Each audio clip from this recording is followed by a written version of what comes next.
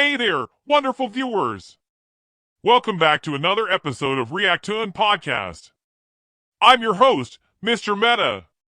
Today, we're delving into a universal theme that extends beyond the corporate world's leadership transitions. So, grab a chair, settle in, and let's talk about when the torch is passed, navigating leadership transitions with grace. Leadership transitions, whether in politics, education, or any group dynamic, often come with their own set of challenges. It's not just a transfer of power, it's a shift in dynamics, and sometimes it's met with resistance. Before we dive in, let's acknowledge that leadership transitions happen in various spheres of life. Whether it's a political leader, an educator, or even the head of a community group, the challenges and dynamics remain surprisingly similar. Picture this: a leader decides it's time to pass the torch to a successor. It could be a political figure, a teacher passing the baton to a colleague, or the head of any community group. Now, what happens when some members of that group resist? When they can't accept the new leader, even if they've been chosen for their skills and vision? Consider another scenario. The existing leader has stepped down, and the group has chosen a successor. What if certain members refuse to acknowledge or support the new leader? This isn't just about power dynamics, it's about the overall health of the community. Now, let's tackle the issue head-on: negative attitudes. Jealousy, resistance, and insecurity can seep into any transition. But here's the thing: resisting a leadership change not only hampers the new leader's growth but also negatively impacts the entire group. Let's talk about the ripple effect. To those who resist the transition, your negative actions don't just affect the new leader, they affect the entire group. It creates an unhealthy environment, fostering distrust and hindering the group's ability to move forward. Here's a thought: put yourself in the shoes of the successor. It's not just about the title, it's about stepping into a role that requires support and collaboration. Empathy is key in fostering a positive transition. In the corporate world, leadership transitions can be akin to passing the torch within a family-owned business. Consider a scenario where a successful CEO decides to retire, entrusting the leadership to their son. While the decision may be based on the son's capabilities, long-standing team members might resist, feeling overlooked. This resistance not only hampers the new leader's growth but also impacts the company's overall cohesion and performance. In the realm of politics, leadership transitions often involve the appointment of a successor by a sitting leader. Imagine a seasoned political figure stepping down and designating their successor, perhaps a close associate or even a family member. While the decision may be rooted in trust and shared values, political rivals may resist, creating challenges for the new leader. Such resistance can hinder the smooth functioning of the political machinery and create a tumultuous environment. In a poignant twist of fate, sudden leadership vacuums can occur when a leader passes away unexpectedly. Picture a scenario where a beloved leader, who has built a strong legacy, tragically dies. However, the remaining stakeholders, possibly out of fear or disagreement, refuse to hand over the reins to the leader's family. This reluctance not only disrupts the natural order of succession but also creates uncertainty and potential instability within the organization or community left in limbo. In the face of leadership transitions, followers play a crucial role in shaping the success of the appointed successor. It's essential for followers to transcend personal sentiments and embrace the decision made by their leader, whether the chosen successor is a relative or not.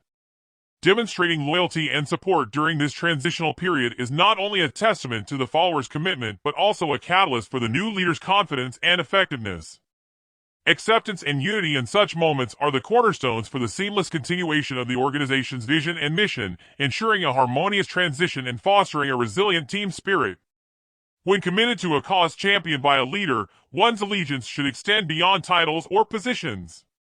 If the leader, driven by the shared cause, appoints another to a significant role, it becomes imperative for followers to respect that decision. True dedication to a noble cause means recognizing the bigger picture, transcending personal ambitions or hierarchical aspirations.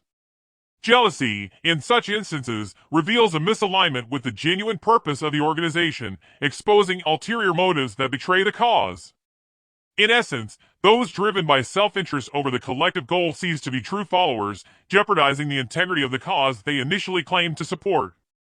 The essence of choosing a leader lies in selecting someone whose intentions align with the pursuit of righteousness and the greater good, seeking the pleasure of God. Leaders with a commitment to ethical principles and divine values are crucial for fostering a just and harmonious community. Once such a leader is chosen, it becomes paramount for followers to uphold not just the leader's decisions but the broader vision based on righteous principles. If a leader delegates responsibilities to someone else, true followers should refrain from jealousy and ego, recognizing that the leader's decisions are guided by a higher purpose. A genuine commitment to God's pleasure requires selflessness, transcending personal ambitions, and embracing the collective intention of righteousness. In the acknowledgement that there is no might nor power except with God, lies the essence of humility and surrender. As mere mortals navigating the complexities of life, we should continuously turn to God in prayer, seeking His guidance and assistance in aligning our actions with righteousness. In recognizing our limitations, we invite the divine influence to permeate our endeavors, allowing us to act justly and with integrity. Through fervent prayers, we beseech God to grant us the strength and wisdom to navigate life's challenges in a manner that reflects His divine attributes, fostering goodness and justice in all our actions. Switching gears, let's focus on solutions.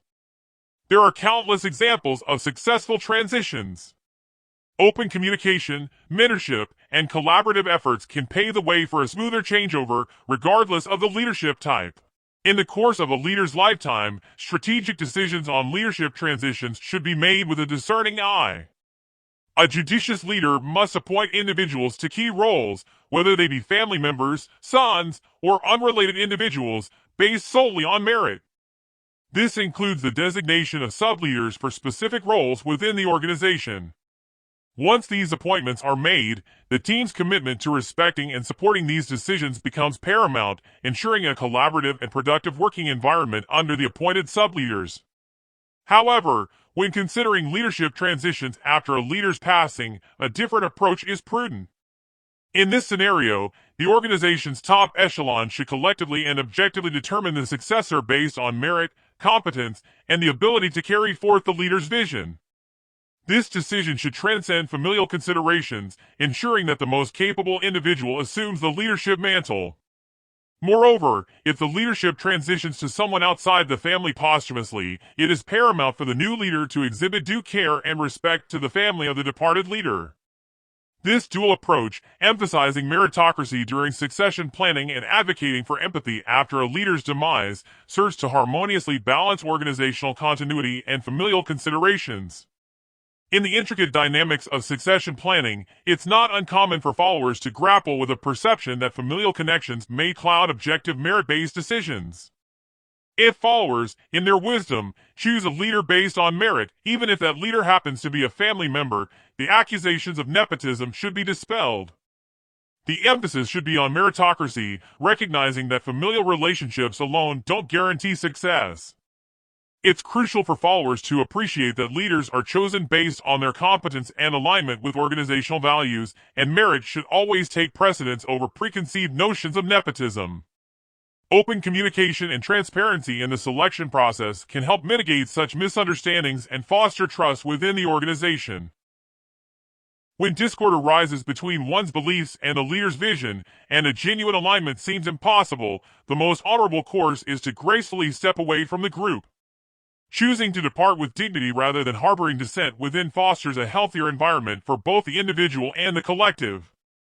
Being a positive force in one's own narrative is far more honorable than lingering as a discordant note in someone else's story. Leading respectfully preserves personal integrity and allows both parties to pursue their paths without unnecessary conflict. As we wrap up, remember that leadership transitions are part of life. It's not about resisting change, it's about embracing it with grace. To those hesitant about the transition, think about the impact of your actions on the entire group. Thank you for joining me, Mr. Meta, on Reactoon Podcast. Don't forget to like, share, and subscribe. Until next time, stay connected. Goodbye. Please like, share, and comment on video. Do not forget to subscribe channel and hit the bell icon for updates.